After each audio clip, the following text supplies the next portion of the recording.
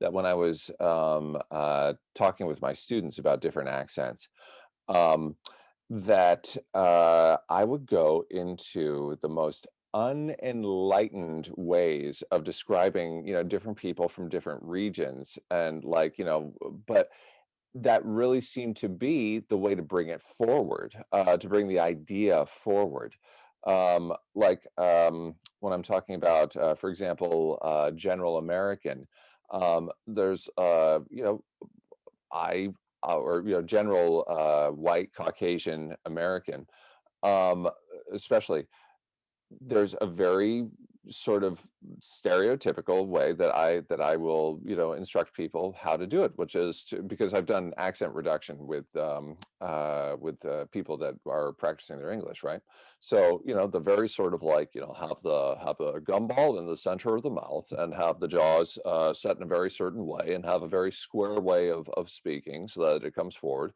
Just imagine yourself in a white collar with a black tie and really having those R's there like that. So square jaw, center of the mouth, white collar, black tie, stiff posture, sort of thing. Um, I was talking with, but that's a character type that that person would also be potentially playing with in a book.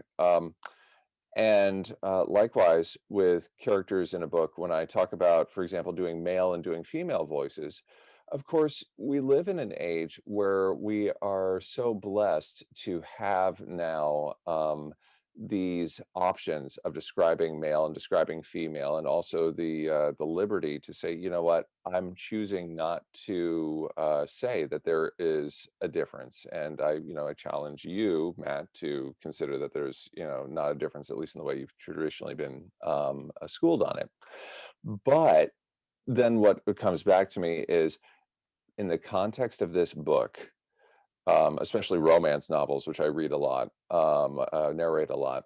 Um, there are men who play to the traditional masculine, American white masculine paradigm, and women who play to the traditional female masculine, white female feminine paradigm, right? Mhm. And so what do I do when I'm voicing a woman versus a man within the story to differentiate the characters and their approach? Well, I'll soften the ends of my words. Sometimes I'll rise up a sentence, even if it's not a question, because that tends to be a habit of female speech patterns, at least in the traditional sense.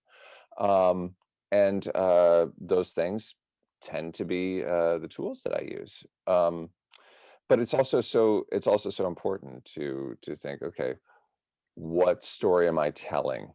And to what extent do I want um, to what extent do I want to make this a character with different dimensions? How many different dimensions do I want to give this character? And again, how is it serving the story? Where this character is coming from. Mhm. So Mhm. choices, choices, choices, but always to be mindful that I'm making choices.